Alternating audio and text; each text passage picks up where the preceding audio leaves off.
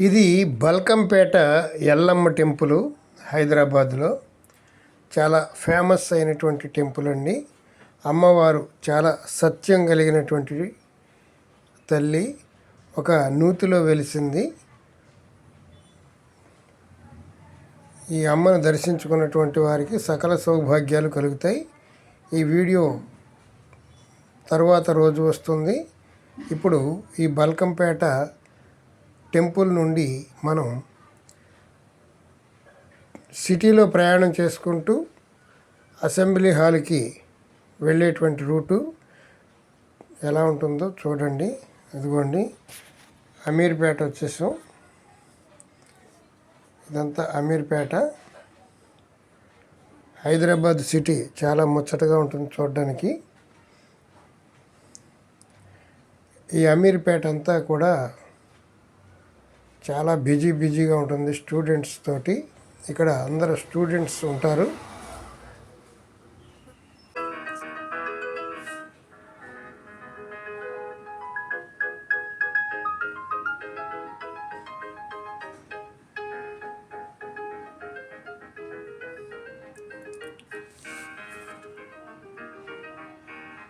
బల్కంపేట నుండి నేను auto book చేసుకున్నాను, ఊబర్ ఆటో.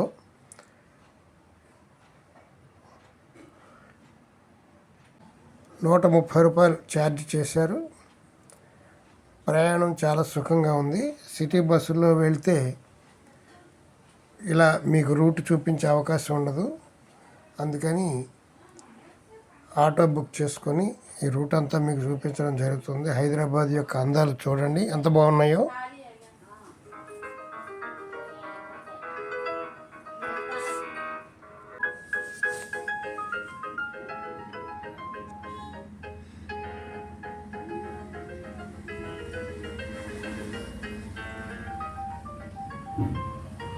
అమీర్పేట సెంటర్లో అన్నీ దొరుకుతాయి మనకి.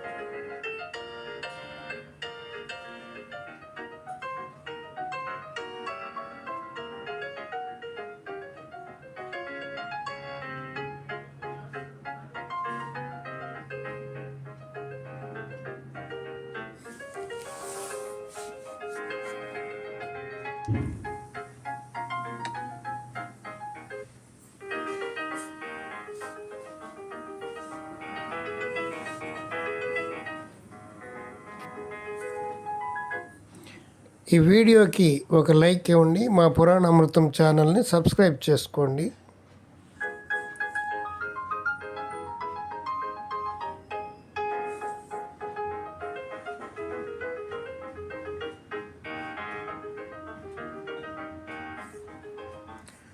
హైదరాబాద్లో ఉన్నటువంటి అందాలన్నీ మీకు చూపించడం జరుగుతుంది.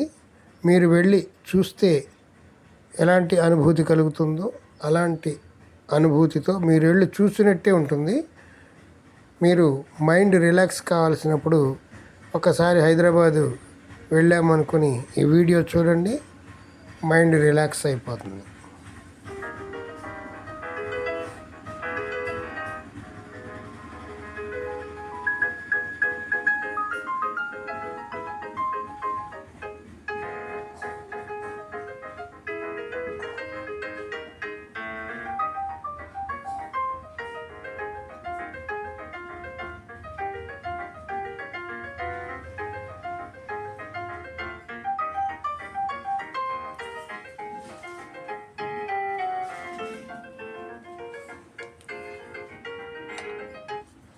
మనం ఎన్ని మాటలు చెప్పినా హైదరాబాద్ చాలా అందంగా ఉంటుంది. హైదరాబాద్ వెళితే ఏదో తెలియనటువంటి ఫీలింగ్ మనకి కలుగుతుంది. ఇతర దేశాల్లో ఉన్నామా అన్నటువంటి ఫీలింగ్ కూడా ఒక్కోసారి కలుగుతుంది.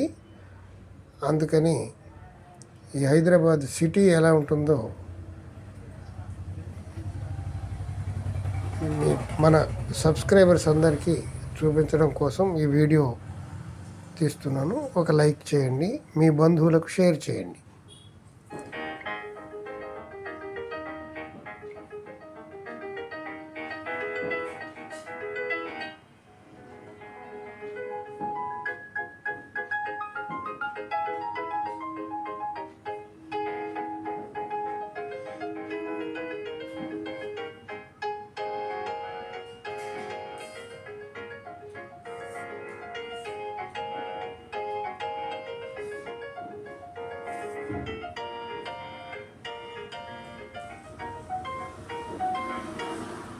హైదరాబాద్ మెట్రో వచ్చిన తర్వాత ప్రజలందరికీ చాలా సులువుగా ప్రయాణం చేసేటువంటి అవకాశం దొరికింది.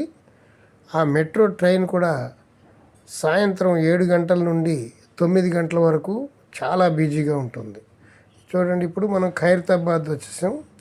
ఖైరతాబాద్ వినాయకుడిని నిలబెట్టేటువంటి ప్లేస్కి ఇప్పుడు వెళ్తున్నాం. చూడండి, వినాయకుడు నిమజ్జనం మొన్న అయిపోయింది. ఇప్పుడు ఖాళీగా ఉన్నప్పుడు ఎలా ఉంటుందో మన సబ్స్క్రైబర్స్ అందరికీ చూపించాలనే ఉద్దేశంతో ఈ రూట్లో రావడం జరుగుతుంది.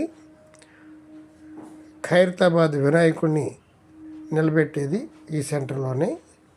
చూడండి, ఇక్కడ పెద్ద ఆలయం ఉంటుంది.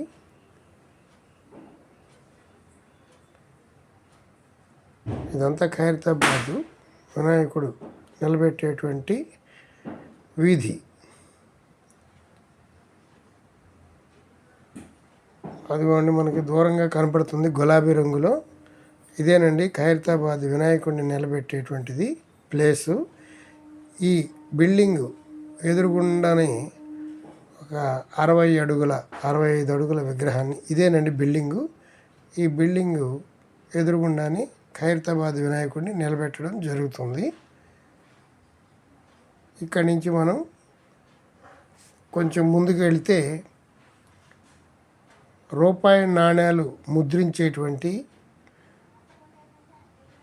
ఒక కార్యాలయం వస్తుంది. 5 రూపాయల బిళ్ళలు, 10 రూపాయల బిళ్ళలు ఇక్కడే ముద్రిస్తారని చెప్తున్నారు. ఇక్కడి నుంచి మనం కొంచెం ముందుకు వెళ్ళగానే మనకి అసెంబ్లీ భవనం వస్తుంది. కొత్తగా నిర్మించినటువంటి అసెంబ్లీ భవనం. ఆ అసెంబ్లీ భవనం చూడడానికి చాలా అద్భుతంగా ఉంటుందండి.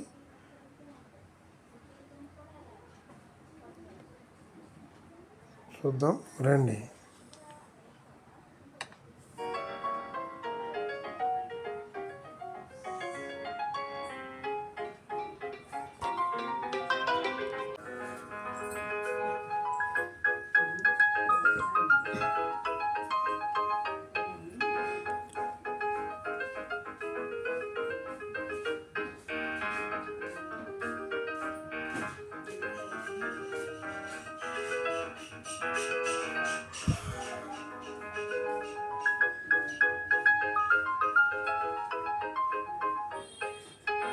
ఇదిగోనండి అసెంబ్లీ హాల్ వచ్చేసాం మాటల సందట్లోనే. ఇదేనండి అసెంబ్లీ.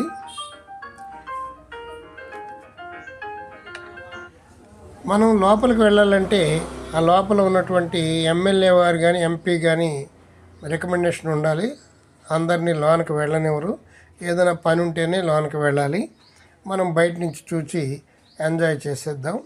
నాకు తెలిసిన వ్యక్తి ఒక అతను ఉన్నాడు, కానీ అతను ఫోన్ లిఫ్ట్ చేయట్లేదు. లోపల ఏదో మీటింగ్లో ఉన్నాడని తెలిసింది.